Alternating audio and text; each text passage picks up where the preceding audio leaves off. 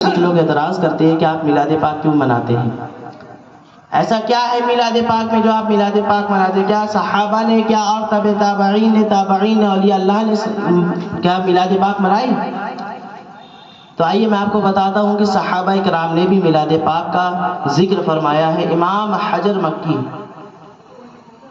جو 34 سال تک مفتی مکہ کی حیثیت سے مکہ شریف میں رہے، آپ اپنی کتاب میں تصنیف فرماتے ہیں، قال ابو بکر صدیق رضی اللہ عنہ من انفق درہما علی قراءۃ مولود النبی صلی اللہ علیہ وسلم کان رفیقی فی الجنہ۔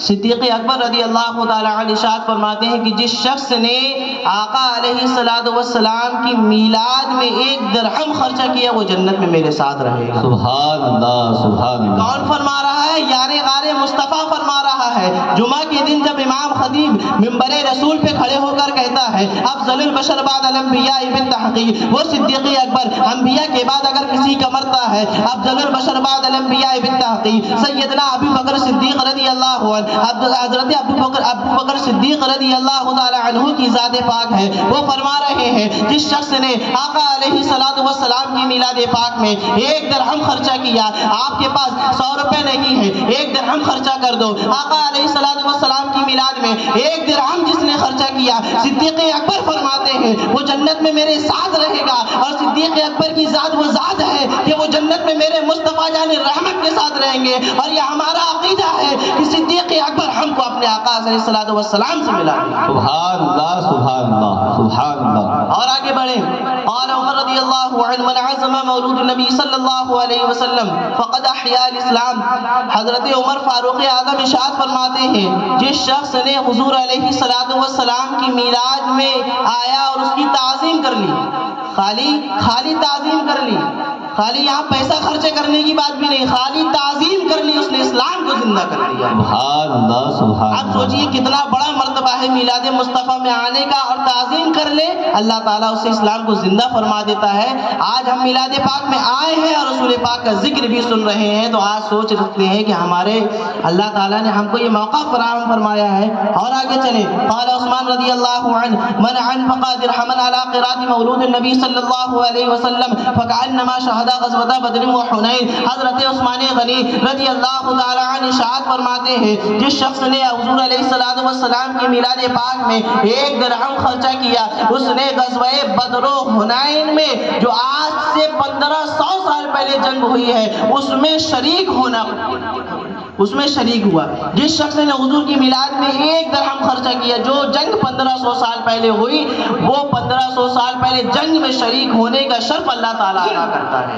اور آگے بڑھیں، قال علی رضی اللہ عنہ من انفق درہما علی قراءۃ مولود النبی صلی اللہ علیہ وسلم وکان سببا لقراءته لا يخرج من الدنيا الا بنعمان ويدخل الجنة بغیر حساب۔ مولا کائنات حضرت علی کرم اللہ وجہہ الکریم ارشاد فرماتے ہیں جس شخص نے حضور علیہ السلام کی میلاد پاک میں آیا اور اس کی تعظیم کر لی اور میلاد پاک پڑھا، میلاد پاک پڑھنے کا سبب بنا، وہ جنت سے دو دنیا سے ایمان کے ساتھ جائے گا اور جنت میں بغیر حساب و کتاب داخل ہوگا۔ کبھی تو کسی پکارنے والے نے کیا خوب پکارا ہے، جہاں محفل میلاد مصطفیٰ ہوتی ہے، جہاں ذکر مصطفیٰ سجایا جاتا ہے، جہاں محفل میلاد مصطفیٰ ہوتی ہے، خود خدا بھی قریب ہوتا ہے، ان کی محفل میں بیٹھنے والا آدمی خوش نصیب ہوتا ہے۔ سبحان اللہ، سبحان اللہ، سبحان اللہ۔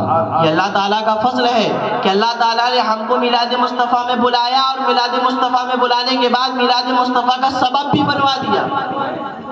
یہ اللہ تعالیٰ کا بہت بڑا احسان ہے کہ اس نے ہم کو اپنے حبیب پاک صلی اللہ تعالیٰ علیہ وسلم کی امت میں پیدا فرمایا۔ بے شک، سبحان اللہ۔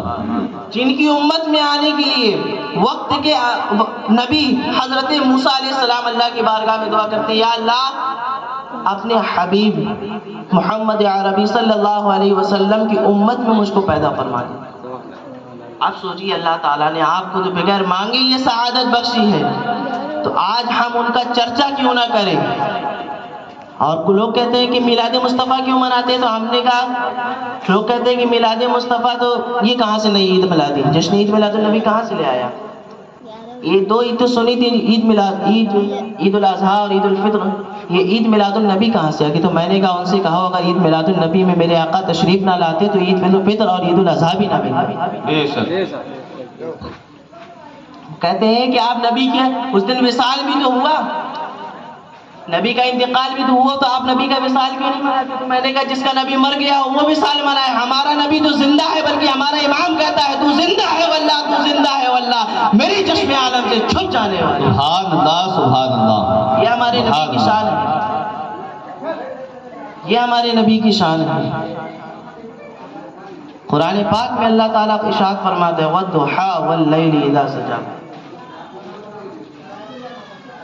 چہرے مصطفیٰ کی قسم، اللہ تعالیٰ قرآن پاک میں میرے مصطفیٰ جان رحمت صلی اللہ علیہ وسلم کے چہرے پاک کی قسم کھا رہا ہے، زلف عنبری کی قسم کھا رہا ہے۔ اب سوچئے مصطفیٰ جان رحمت کو اللہ تعالیٰ نے کتنا حسین و جمیل بنا کر دنیا میں بھیجا، کتنا حسین و جمیل بنا کر بھیجا کہ حضرت یوسف علیہ السلام مصر میں اللہ کے نبی گزرے، اللہ تعالیٰ نے ان کو وہ حسن و جمال عطا کیا کہ ان کو دیکھ کر مصر کی عورتوں نے اپنے انگوٹھے کاٹ لیے تھے، ان کو پتہ نہ چلا، اور جن کے صدقے میں یوسف کو حسن ملا وہ تو میرے آقا کی ذات پاک ہے، بے شک سبحان اللہ سبحان اللہ، یقیناً وہ میرے آقا کی ذات ہے۔